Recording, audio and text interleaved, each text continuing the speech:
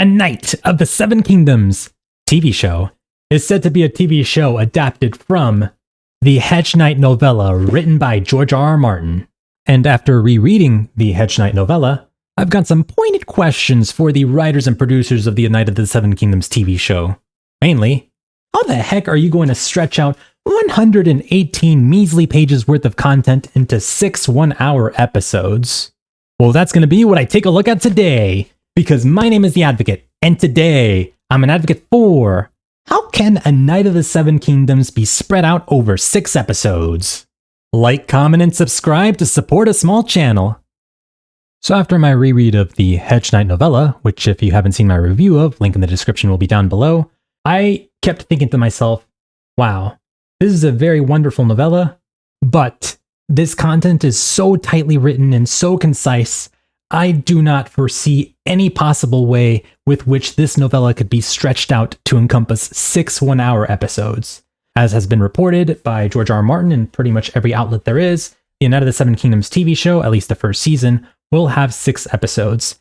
And if they're all each about an hour long, similar to how the episodes of House of the Dragon and Game of Thrones were each 1 hour long individually, then the Hedge Knight novella will need to encompass 6 hours worth of television content for viewer entertainment purposes. And I am having a hard time seeing how that would be possible without the producers and writers adding a lot of information to the source material that wasn't part of the original Hedge Knight novella. So I want to take a look at some of these bullet points and see what the writers and producers could potentially do with this series and how they would potentially divide these bullet points into 6 individual chunks in order to fill out the runtime for this first season of the Hedge Knight novella, which will be the Knight of the Seven Kingdoms TV show.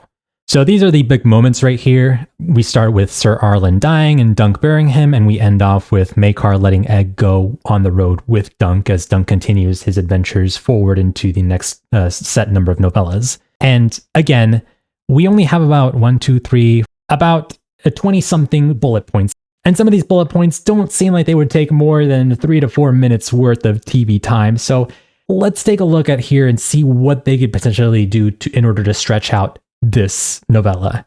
Now, the first thing I want to take a look at is potential episode enders, the moments where we close off an episode on a dramatic moment, thus retaining as much viewer investment to get those viewers to watch next week's episode. So looking at this set of bullet points, obviously, episode 6 is going to, in my opinion, encompass the entire Trial of the Seven, with which the episode ender will be Maekar letting Egg go on the road with Dunk. So that's easy. It's the end of the novella. It's also going to be the end of the season, as this first novella is only going to encompass this first season. And then per George R.R. Martin, the second season will encompass the Sworn Sword novella. So episode 6 is pretty easy. It's going to encompass these bottom-most couple of bullet points. I think it's going to be these bottom 3. The Trial of the Seven is going to be your big action set piece that will end the season on. That's pretty easy. So looking at what could potentially be taking place during these first 5 couple of episodes, let's start from the beginning. So obviously, from the very beginning of the novella, we have Sir Dunk burying Arlen, who had just died, in this small grave that he dug up for him. Now, we open up the book not really knowing much about Arlen aside from the thoughts that Dunk turns to in his narration about how Arlen had raised Dunk and how Arlen said this to Dunk and how he was called Dunk the Lunk throughout his entire life. I think if the writers and producers went through the effort of casting someone to play Sir Arlen Pennytree, then I think they're going to take the opportunity to try to get as much screen time as possible out of this actor that is playing this character. So given that, I could potentially see this first episode maybe starting out the same way where Dunk is burying Arlen, but Dunk flashing back to a lot of previous moments throughout Dunk's childhood and Dunk's teenagehood where Arlen was raising Dunk, and we get kind of a better insight into the character of Arlen Pennytree. So I think that's a great way, potentially, for the writers and producers to stretch out the first episode, kind of getting some flashbacks about Arlen. Another thing I think the writers and producers could potentially do with this very first episode is by providing a cameo of Aemon Targaryen. Now, if you've seen my review of House of the Dragon Season 2, you know that I'm not super big a fan of having all these cameos and connections to other series that are within the same universe, because I think a series should stand on its own 2 feet without relying on nostalgia or relying on the goodwill of the people the goodwill of viewers and their memories of those previous TV shows. But I think a little cameo couldn't hurt. And what's a great way of connecting this series to the main Game of Thrones series than by having a cameo of Aemon Targaryen? Aemon, who was beloved throughout his entire run of the Game of Thrones TV show. Aemon, who was also beloved throughout his run while he was alive in the A Song of Ice and Fire books. I think there's a great opportunity here for Aemon to kind of have a little bit of a cameo as kind of a teenager, maybe palling around with Egg. So I think the first episode could very much encompass only maybe these first two bullet points, and then have this episode be filled out with flashbacks to Aemon Targaryen and flashbacks to Harlan Pennytree, with the episode ending by Dunk kind of stumbling upon this squire who will at some point be revealed to be Egg and then Aegon Targaryen. So we have that. However, things get a little bit more complicated here because although the beginning and the ending of this season is pretty easy to distinguish, these 4 episodes that take place throughout the middle of this novella are going to be a little bit more tricky as to how it's going to be split apart. So I actually want to start with the episode prior to the season finale. I apologize that I'm going a little bit out of order, but I think mentally, for me, it makes the most sense to kind of go backwards here in order to kind of get my bearings straight as to what I think the producers and writers could be doing for this season. So I do think that the ending of episode 5 of this TV show will be Baelor Breakspear stepping up to help Duncan the Tall participate in this trial of 7. Dunk needs 7 men in order to confront Aerion Brightflame in this trial of 7.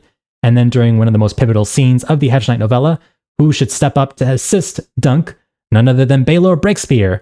So I think a cool way of ending the episode prior to the season finale is by having this Baelor character, this character who we've kind of gotten to know throughout this novella, and this character who hopefully we'll get to know a lot better also through this TV show, stepping up and showing his true colors as a true-born, good Targaryen who actually wants to do right by his people, right by the common people, and help Dunk out in his trial of 7. So him stepping up would be a great way to end off that episode. And prior to that event taking place, I think a good thing to encompass the entire episode 5 length would be Dunk trying to find the 6 other men he needs in order to help him in this trial of 7, including Stefan Fossaway's eventual betrayal. I think we could build up Stefan Fossaway throughout this season as well, and then have his betrayal just sting that little bit more here when eventually he betrays Dunk and decides to side with Aerion Brightflame close to the end of the episode. So I think that these bullet points that encompass that entire event of Dunk searching for 6 other men to help him with this trial of 7 could be episode 5, ending with Baelor Breakspear stepping up and helping Dunk. So prior to that, episode 4, again, we're going backwards. Apologies, my friends. I think we could end off episode 4 with Aerion demanding the trial of 7 after him finding out that Daeron, who lied to his family, that Dunk had kidnapped Egg at the end. So Aerion revealing that it's going to be a trial of 7, I think that's a great kind of ending point for this episode in order to begin the wheels turning on Dunk finding 6 other men in episode 5. So this will be our episode ender for episode 4. And the events that happen prior to that, what I think will make the most sense is Dunk being imprisoned in his cell throughout the majority of this episode as he kind of contemplates why the heck he's here in the cell, what the heck is going on, what did I do? You know, Aerion Brightflame is such a jerk, he had it coming. Kind of maybe a little bit more of an introspective episode. And then eventually, you know, Egg coming into Dunk's cell and telling Dunk that Baelor Breakspear wants to see Sir Duncan the Tall and kind of giving him his options as to whether or not he wants to do a regular trial, which will inevitably end in him having his foot and hand cut off, or perhaps doing a trial by combat, which then Aerion kind of finagles his way into converting into a trial of 7. So I think episode 4 could be just these 2 bullet points with Dunk being in the cell, which I don't really have a bullet point for because, you know, it's just Dunk in a cell, and then it being revealed at the end that it's going to be a trial of 7. So prior to that, I think a great point to end episode 3 on is Dunk getting arrested, which is why he ends up being in his cell by punching out Aerion Brightflame's lights and kicking him while he's down. What a great way to end an episode, and by him kind of showing a true-born Targaryen what it means to be a man of honor instead of whatever Aerion is doing. So Dunk getting arrested and Egg revealing himself to be Aegon V, I think that's a great way to end episode 3. So I'm going to have that as the episode ender here. and the events that take place throughout episode 3, I think it would make sense if episode 3 is predominantly about Dunk kind of seeing the first day of the tourney alongside Egg, Dunk kind of taking in the lights, and then maybe them watching the challenge between Arion Brightflame, which is where we kind of get our first good insight into Arion in the Hedge Knight novella, as he challenges Sir Humphrey Harding, which ends with Arion Brightflame intentionally impaling Humphrey Harding's horse and Humphrey Harding breaking a leg. Kind of getting us some of that action that will retain some of that viewer interest, because if it hasn't already been apparent already, a lot of this season, a lot of these novellas aren't really action heavy. It's more of a character-centered, focused, thematically rich piece, which I'm all for because I love character-centered conversations, character-centered pieces, but maybe the casual audience is not as interested in, and maybe they just want to see more action, which, sorry guys, if you're a casual audience who's watching this video, there are no dragons in this series. There are no dragons in these novellas. It's going to be kind of light on action, but that's okay. It allows us a better and deeper insight into the characters, who they are, how they talk politics with each other, how they talk lives with each other. And I think that makes for a stronger narrative than just kind of relying on dragon action or whatever typically goes on in action scenes. So that makes things a little bit easier for us, because that just leaves these set of bullet points to encompass our second episode of the Hedge Knight novella, or of the Knight of the Seven Kingdoms TV show.